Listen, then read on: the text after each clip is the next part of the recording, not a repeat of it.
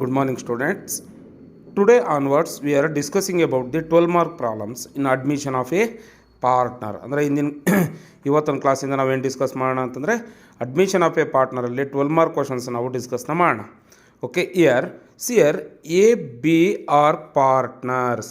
ಇಲ್ಲಿ ಪಾರ್ಟ್ನರ್ಸ್ ಯಾರ್ಯಾರಿದ್ದಾರೆ ಅಂತಂದರೆ A and B are partners sharing profit and losses in the ratio of 2:1. Okay, here AB are partners.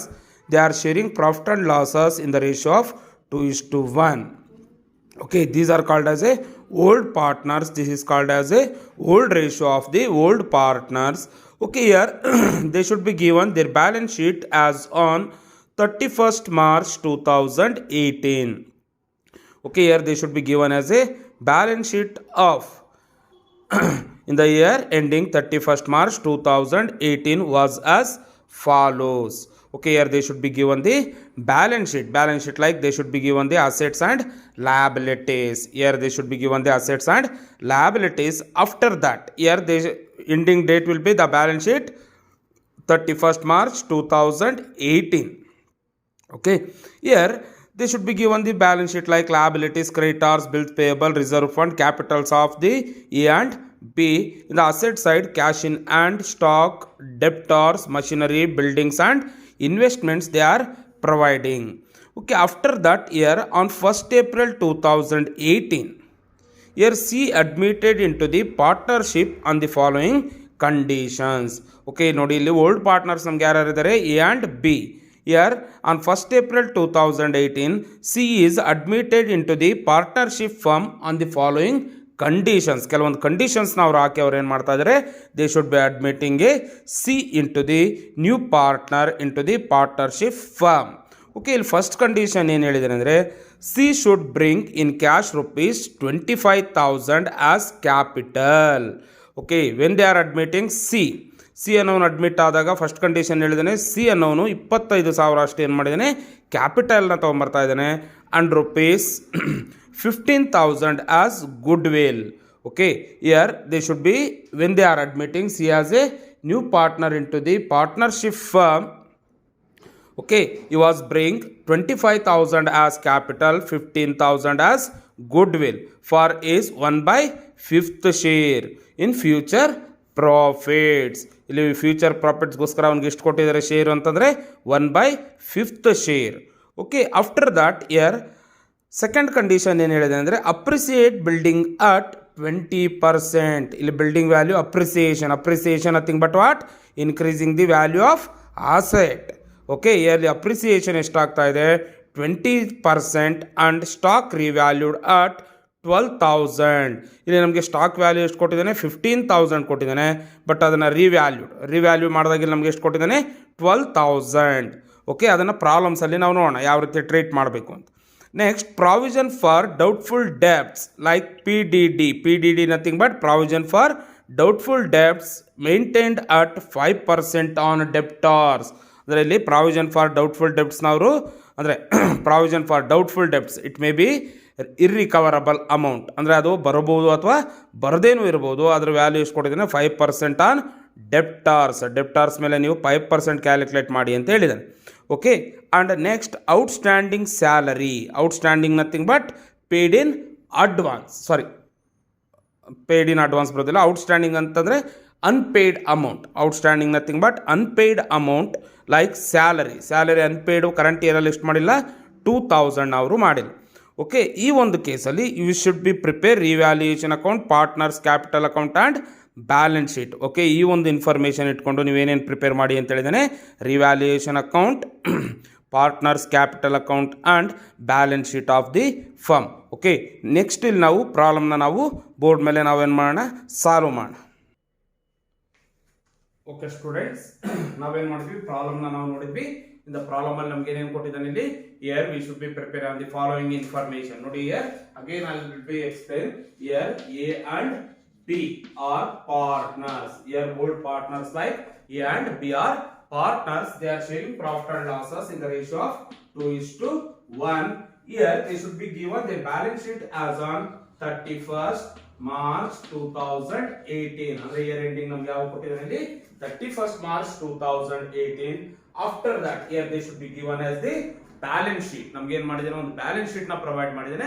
In that balance sheet ನ ನಾವು information ಇಟ್ಕೊಂಡು year after that year 1st April 2018 they are admitting C as a new partner into the partnership firm.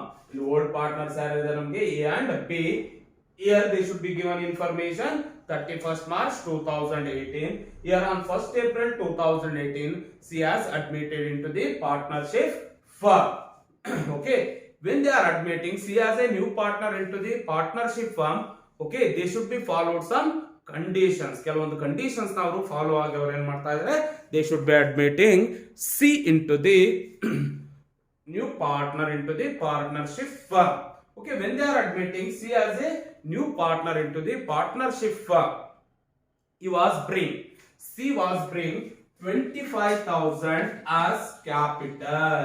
Okay, ಅವನು 25,000 ಅಷ್ಟು ಏನು ತಗೊಂಡ್ಬರ್ತಾ ಇದ್ದಾನೆ, he was bring as a capital, 25,000 as capital, 15,000 as goodwill, 15,000 as goodwill. Okay, ಈ ಒಂದು ಎರಡು ನಾವು ಈ ಒಂದು ಟ್ರಾನ್ಸಾಕ್ಷನ್ಸ್ ನಾವು ಈ ಒಂದು ಕಂಡೀಷನ್ಸ್ ನಾವು ಯಾವ ಕೇಸ್ ಅಲ್ಲಿ ನೋಡ್ತೀವಿ ಅಂದ್ರೆ, we should be treated into the partners capital account. Okay, in the revaluation account we should know about the increase or decrease the value of assets and liabilities to know the profit or loss on revaluation account ಅಲ್ಲಿ ನಾವು ಏನು ನೋಡ್ತೀವಿ, here we should know about only for increase or decrease in the value of assets and liabilities ನಾವು ನೋಡ್ತೀವಿ. But here they should be given the capital is a liability, but ಇಲ್ಲಿ ಏನಾಗಿದೆ, it should be taken to the partners capital account, and goodwill also we should be treated into the partners capital account. Okay, next here they should be given appreciate building at 20%. Appreciation nothing but increasing the value of asset, it should be treated into the revaluation account. Okay, appreciation nothing but increasing the value of asset. After that, stock revalued at 12,000. In the old balance sheet they should be given as rupees 15,000. Here they should be given as rupees 12,000. The 3,000 as the decreased value. Okay, ಇಲ್ಲಿ ಏನಾಗಿದ್ದು ಅಂತಂದ್ರೆ ನಮ್ಮ old balance sheet ಅಲ್ಲಿ year 31st March 2018 ಅಲ್ಲಿ ನಮ್ಗೆ ಏನ್ balance sheet ನ provide ಮಾಡಿದ್ರು, in that balance sheet V should be get stock value rupees 15,000. when they are C has admitted into the partnership firm, after that they should be revalued the assets and liabilities, they should be given rupees 12,000. This 3,000 will be decreasing the asset, it should be also treated into the revaluation account. Okay, next, provision for doubtful debts is to be maintained at 5% on debtors. 5% on debtors ಅಂತ ಕೊಟ್ಟಾಗ here it is also decreasing the value of asset. ಯಾಕೆಂತಂದ್ರೆ doubtful debts ನಾವು ಸಾಲನ ಕೊಟ್ಟಿರ್ತೀವಿ, but ಸಾಲಗಾರ ನಮ್ಗೆ ಏನ್ ಮಾಡೋದಿಲ್ಲ, ಅಮೌಂಟ್ ನ ರಿಟರ್ನ್ ಮಾಡೋದು. We should be given debts to the debtors. ಅಂದ್ರೆ ಡೆಬ್ಟರ್ಸ್ ನಾವೇನು ಸಾಲ ಕೊಟ್ಟಿರ್ತೀವಿ, ಅವ್ರು ನಮ್ಗೆ ಏನ್ ಮಾಡಿರೋದಿಲ್ಲ, ಸಾಲನ ರೀಪೇ ಮಾಡಿರೋದು. ಓಕೆ, ಅದನ್ನ ನಾವೇನು ಡೌಟ್ಫುಲ್ ಡೆಬ್ಟ್ಸ್. ಆದ್ರೆ ಅದು may be or may not be, ಅದ್ರ ಬರಬಹುದು ಅಥವಾ ಬರದೇನೆ ಇರಬಹುದು. ಬಟ್ ಈ ಒಂದು ಫೈನಾನ್ಷಿಯಲ್ ಇಯರ್ ಅಲ್ಲಿ ನಮ್ಗೆ ಏನಾಗಿಲ್ಲ, ಅಥವಾ ಅಕೌಂಟಿಂಗ್ ಇಯರ್ ಅಲ್ಲಿ ನಾವು ಅದನ್ನ ರಿಕವರಿನ ಮಾಡ್ಕೊಂಡಿಲ್ಲ. ದಟ್ಸ್ ವೈ ಡೆಬ್ಟರ್ಸ್ ಅಲ್ಲಿ ನಾವು ಅದನ್ನ ಏನ್ ಮಾಡ್ತೀವಿ, ಲೆಸ್ ಮಾಡ್ಕೊತೀವಿ. ಓಕೆ, ಯಾಕಂದ್ರೆ ಸಾಲನ ಕೊಟ್ಟಿದ್ವಿ, ಇಷ್ಟು ಒಂದು 5% ಆಫ್ ಸಾಲಗಾರ ನಮ್ಗೆ ಏನ್ ಮಾಡಿಲ್ಲ, ಸಾಲನ ರಿಟರ್ನ್ ಮಾಡಿಲ್ಲ. It should B A decreasing the value of assets. Okay, next they should be given the outstanding salary. Outstanding salary here, outstanding nothing but unpaid. ಅಂದ್ರೆ ಆ ಒಂದು ಕರೆಂಟ್ ಇಯರ್ ಅಲ್ಲಿ ನಾವೇನ್ ಮಾಡಬೇಕಿತ್ತು, ಸ್ಯಾಲರಿನ ಕೊಡಬೇಕಿತ್ತು. 2,000 ಅಷ್ಟು ನಾವೇನ್ ಮಾಡಿಲ್ಲ, ಸ್ಯಾಲರಿನ ನಾವು ಪೇ ಮಾಡಿಲ್ಲ. That's why it is also increasing the value of liability. Okay, ಅದೇನಾಗುತ್ತೆ ನಮಗೆ, increasing the value of liability. Okay, next ಇಲ್ಲಿ ಪ್ರಾಬ್ಲಮ್ ನಾವು ಸಾಲ್ವ್ ಮಾಡೋಣ.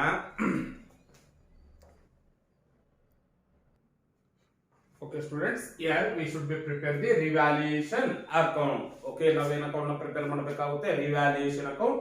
Here how to prepare the revaluation account ಅಂದ್ರೆ ಇಲ್ಲಿ ನಾವು revaluation account ನ ನಾವು ಯಾವ ರೀತಿ ಪ್ರಿಪೇರ್ ಮಾಡ್ತೀವಿ ಅಂತಂದ್ರೆ, here in the debit side of the revaluation account, here we should be take a decrease in the value of assets. Okay, debit side ನೋಡಿ ಕರೆಕ್ಟ್ ಆಗಿ ಕೇಳಿಸ್ಕೊಳ್ಳಿ. here in the decrease in the value of assets, increase in the value of liabilities and ಅನ್ರೆಕಾರ್ಡೆಡ್ liabilities ನಾವು ತಗೊಂತೀವಿ. Debit side ನಾವೇನು ತಗೊಂತೀವಿ ಅಂದ್ರೆ decrease in the value of assets, increase in the value of liability and unrecorded liability. In the credit side, here we should be taken increase in the value of assets, decrease in the value of liabilities and unrecorded assets na ನಾವು ತಗೊಂತೀವಿ. Okay, in the debit side ನಾವು credit side ನಾವು ಏನು ತಗೊಂತೀವಿ ಅಂತಂದ್ರೆ here increase in the value of assets, decrease in the value of liabilities and unrecorded assets. Finally, we should be get the profit or loss and revaluation account. Okay, ಅಲ್ಲಿಗೆ ನಮ್ಮ debit side ಜಾಸ್ತಿ ಇದ್ದು credit side ನಮ್ಮ ಕಡಿಮೆ ಇದ್ರೆ ಏನ್ ಬರುತ್ತೆ, loss ಬರುತ್ತೆ. ಕ್ರೆಡಿಟ್ ಸೈಡ್ ಜಾಸ್ತಿ ಇದ್ದು ಡೆಬಿಟ್ ಸೈಡ್ ನಮ್ಮ ಕಡಿಮೆ ಇದ್ರೆ ಏನ್ ಬರುತ್ತೆ, ಪ್ರಾಫಿಟ್ ಬರುತ್ತೆ. Either profit or loss on revaluation account we should be transferred to partners capital account. Okay, only old partners capital account, not for new partner capital account. Okay, ಇಲ್ಲಿ ನಾವು ನೋಡಿದಾಗ adjustment ನೀವು ನೋಡಿ ಏನ್ ಕೊಟ್ಟಿದ್ದಾನೆ. ಫಸ್ಟ್ ಅಡ್ಜಸ್ಟ್ಮೆಂಟ್ ಇಲ್ಲಿ ಏನ್ ಕೊಟ್ಟಿದ್ದ, new partner should bring capital and good will, it should be treated in to the partners capital account. Okay, next building, appreciated building by building at 20%. Appreciation nothing but what, increase in the value of asset. It should be taken to the credit side of revaluation account by appreciation on building account. Appreciation on building. Appreciation on building. Okay, in this case ಇಲ್ಲಿ ನಮಗೆ ಎಷ್ಟು ಕೊಟ್ಟಿದ್ದಾರೆ, building value here they should be given the 60,000 into 20%. 60,000 into 20%. Here we should be get 12,000 as a appreciation value. ಅಲ್ಲಿಗೆ ನಮಗೆ appreciation value ಎಷ್ಟು ಬರ್ತಾ ಇದೆ, 12,000. After that, here they should be given the stock revalued at rupees 12,000. In the old balance sheet they should be provided as 15,000. When they are revalued the stock, they should be given the 12,000. That's why it should be decreasing. Okay, here the debit side to stock account. Okay, here we should be taken in the old balance sheet they should be given 15,000. The revalued value they should be given 12,000. Okay, 3,000 as decreased value. ಎಷ್ಟು ಬರ್ತಾ ಇದೆ, decreased value will be rupees 3,000. Okay, next adjustment ಏನು ಕೊಟ್ಟಿದ್ದಾನೆ, here provision for doubtful debts is to be maintained at 5% on debtors. It is also decrease in the value of asset. It should be taken to the debit side to provision for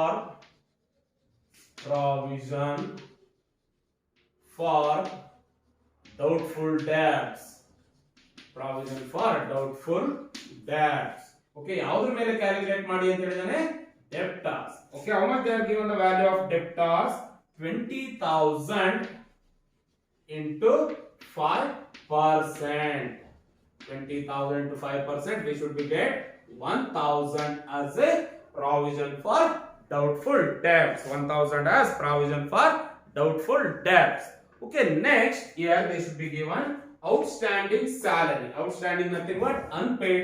It should be increasing the value of liability. It is also you should be taken debit side of the revaluation account. Outstanding salary. How much they are given, 2,000.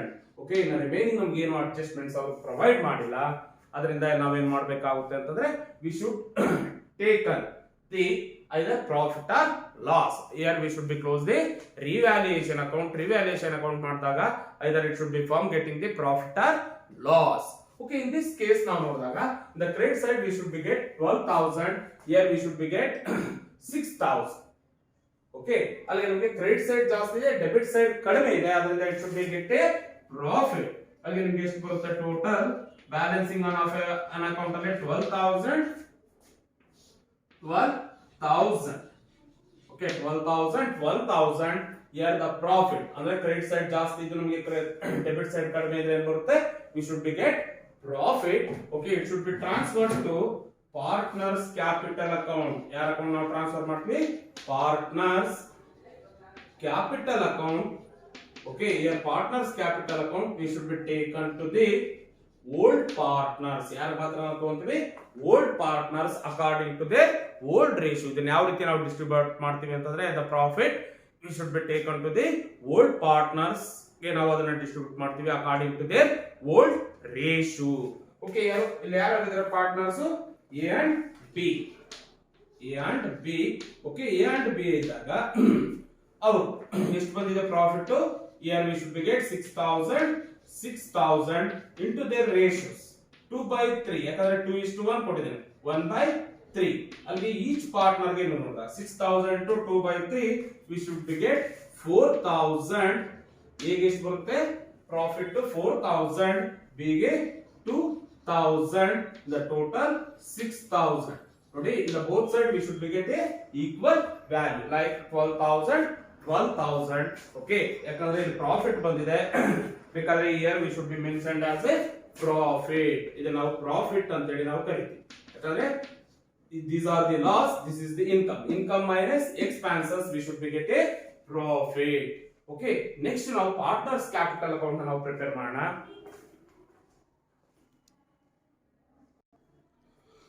Okay students, next we should be preparing the partners capital account. In the partners capital account allu ನಾವು ನೋಡಿ like debit and credit ಅನ್ನು ತಗೊಂತೀವಿ. ಇಲ್ಲಿ ಯಾರು ಇದ್ದಾರೆ partners? here A, B and C are partners.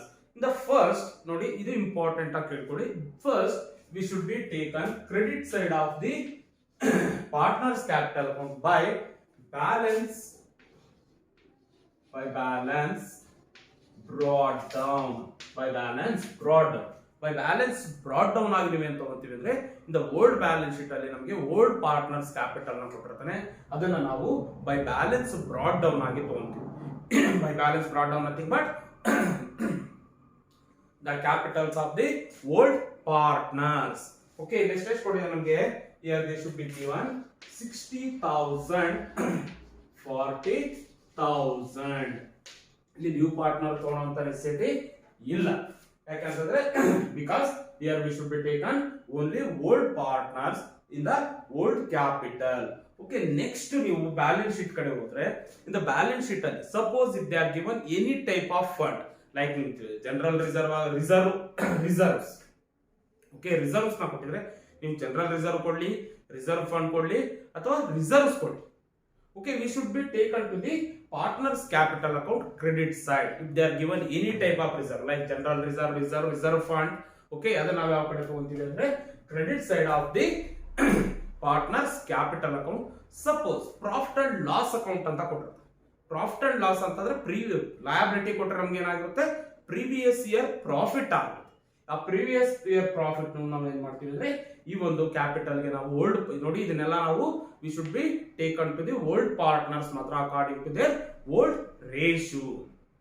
Old partners ಗೆ ನಾವು distribute ಮಾಡ್ತೀವಿ according to their old ratio. Okay, ಅದರಿಂದ ಇಲ್ಲಿ ಏನಾಗುತ್ತೆ ಅಂತಂದ್ರೆ ಓಲ್ಡ್ ರೇಷಿಯೋ ಪ್ರಕಾರ ನಾವು ಅದನ್ನ ಪ್ರೀವಿಯಸ್ ಇಯರ್ ಪ್ರಾಫಿಟ್ ನಾವು ಆ ಒಂದು ಕ್ಯಾಪಿಟಲ್ ಗೆ ಆಡ್ ಮಾಡಬೇಕಾಗುತ್ತೆ. ಸಪೋಸ್ ಏನಾದ್ರೂ ನಿಮಗೆ ಅಸೆಟ್ ಸೈಡ್ ಪ್ರೊವೈಡ್ ಮಾಡಿದ್ರೆ we should be taken to the debit side to ಅದು because it should be loss on previous year. ಅದು ನಮ್ಗೆ ಏನಾಗುತ್ತೆ? Loss on the previous year. That's why we should be taken to the debit side of the partners capital account. ಇಂದ total capital ಅಲ್ಲಿ ನಾವು ಅದನ್ನ less ಮಾಡ್ತೀವಿ. Okay, ಈ ಒಂದು ಪ್ರಾಬ್ಲಮ್ ಅಲ್ಲಿ ನಿಮ್ಗೆ ಏನ್ ಕೊಟ್ಟಿದ್ದಾನೆ? This should be given by reserve fund. Okay, reserve fund ನಾವು ಏನ್ ಮಾಡ್ತೀವಿ according to their old ratio. ಇಲ್ಲಿ ರಿಸರ್ವ್ ಫಂಡ್ ವ್ಯಾಲ್ಯೂ ಎಷ್ಟು ಕೊಟ್ಟಿದೆ ನಿಮಗೆ? 12,000 ಪ್ರೊವೈಡ್ ಮಾಡಿದೆ. ರಿಸರ್ವ್ ಫಂಡ್ ವ್ಯಾಲ್ಯೂ ಎಷ್ಟು ಪ್ರೊವೈಡ್ ಮಾಡಿದಾನೆ? 12,000. ಅವು 12,000 into 2/3 ಅಂದ್ರೆ ಎಷ್ಟು ಬರುತ್ತೆ ನಿಮಗೆ? 8,000. ಎ ಗೆ ಎಷ್ಟು ಬರುತ್ತೆ? 8,000. ಬಿ ಗೆ 4,000. ಹೀಗೆ here we should get 8,000. B ಗೆ 4,000 ಬರುತ್ತೆ. Okay, next year old balance sheet ನಮ್ಗೆ ಏನ್ ಕೊಟ್ಟಿಲ್ಲ? ಪ್ರಾಫಿಟ್ ಅಂಡ್ ಲಾಸ್ ನ ಪ್ರೊವೈಡ್ ಮಾಡಿಲ್ಲ. ಇದರ ಪ್ರಾಫಿಟ್ ಪ್ರೊವೈಡ್ ಮಾಡಿಲ್ಲ, ಲಾಸ್ ಪ್ರೊವೈಡ್ ಮಾಡಿಲ್ಲ. ಓಕೆ, ನೆಕ್ಸ್ಟ್ ನಾವೇನ್ ತಗೊಂತೀವಿ ಅಂತಂದ್ರೆ revaluation account profit or loss. Profit ಬಂದ್ರೆ ನಾವೇನ್ ಮಾಡ್ತೀವಿ? We should be taken to the credit side. ಆ ಒಂದು ಪಾರ್ಟ್ನರ್ಸ್ ಕ್ಯಾಪಿಟಲ್ ಗೆ ಅದನ್ನ ನಾವು ಆಡ್ ಮಾಡ್ತೀವಿ.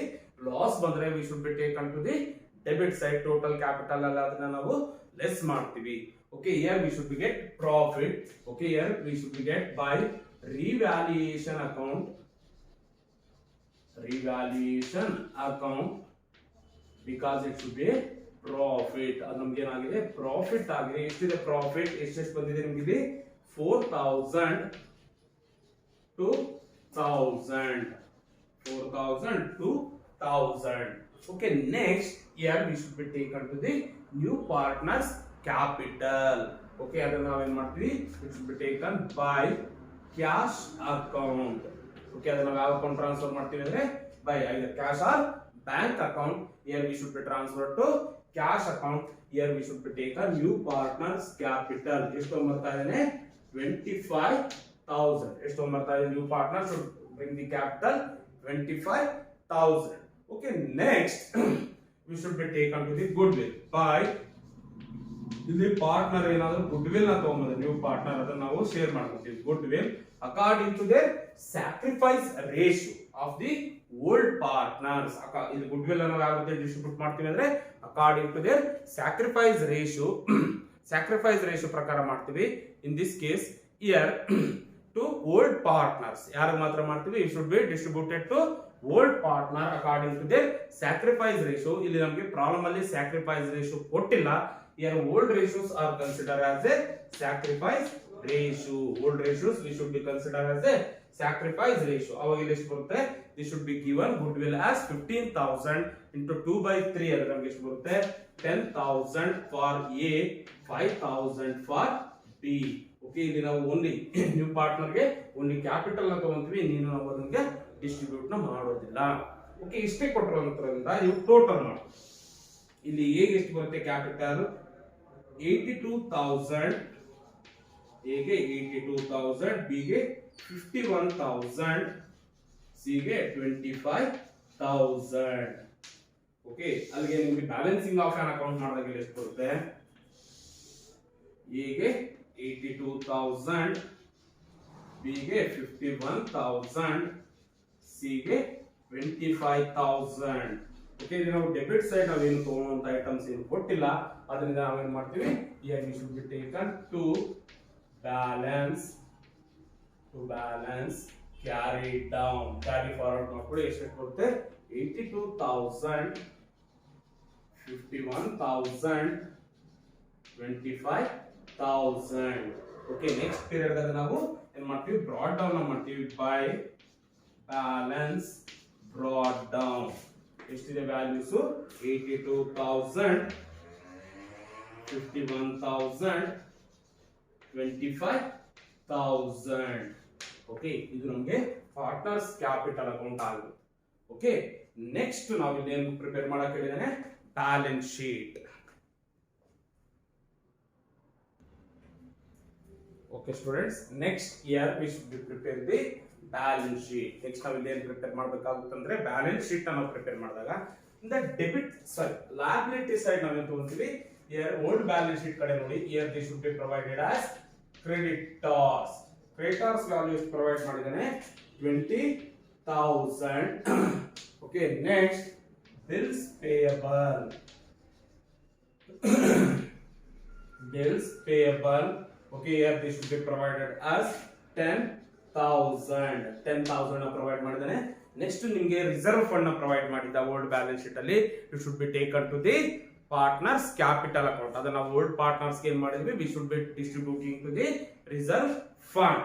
ಓಕೆ, ನೆಕ್ಸ್ಟ್ ಇಲ್ಲಿ ನಿಮಗೆ ಅಡ್ಜಸ್ಟ್ಮೆಂಟ್ ಅಲ್ಲಿ ನಿಮಗೆ ಏನ್ ಕೊಟ್ಟಿದ್ದಾನೆ ಔಟ್ಸ್ಟ್ಯಾಂಡಿಂಗ್ ಸ್ಯಾಲರಿ. ಔಟ್ಸ್ಟ್ಯಾಂಡಿಂಗ್ ಸ್ಯಾಲರಿ ಎಷ್ಟು ಪ್ರೊವೈಡ್ ಮಾಡಿದ್ದಾನೆ 2000. Okay, next here we should be taken as capitals. Now next ಏನು ತಗೋಬೇಕಾಗುತ್ತೆ capitals. Here partners A, B and C. ಇಲ್ಲಿ A ಎಷ್ಟಿದೆ 82000. ನಾವು ಪಾರ್ಟ್ನರ್ಸ್ ಕ್ಯಾಪಿಟಲ್ ಅಲ್ಲಿ ಏನು ಬಂದಿದೆಯೋ ಅದನ್ನ ತಗೊಳ್ಳಿ.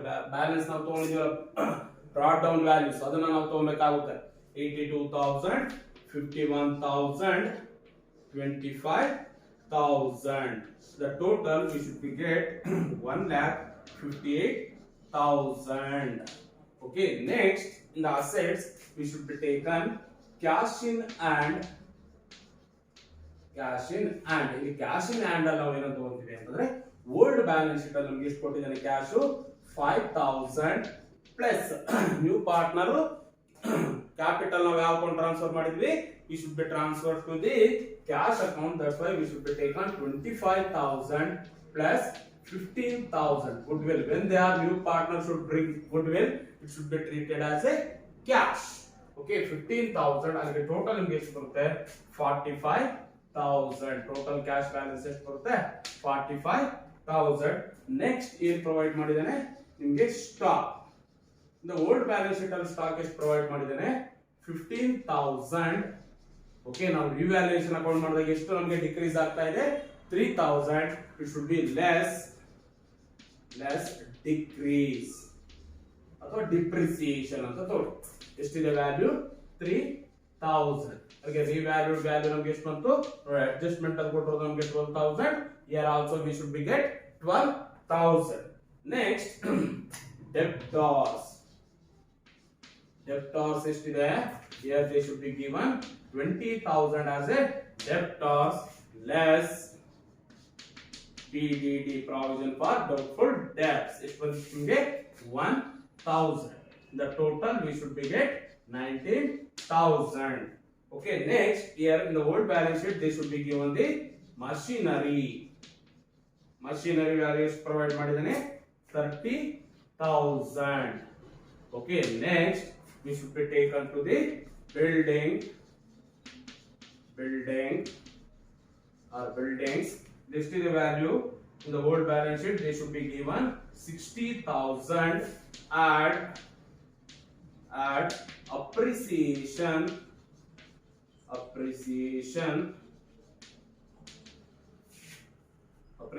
ಎಷ್ಟು ಬಂದು ನಿಮಗೆ 12,000. The total we should be get 72,000. Okay, next investments.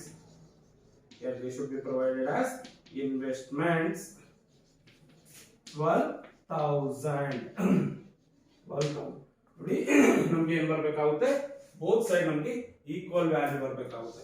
Asset ಎಷ್ಟು ಇರುತ್ತೋ ನಮ್ಗೆ ಲಯಬಿಲಿಟಿ ವ್ಯಾಲ್ಯೂ ಅಷ್ಟೇ ಇರಬೇಕಾಗುತ್ತೆ. ಎಷ್ಟು ಬರುತ್ತೆ, here we should be get 1,90,000. 1,90,000.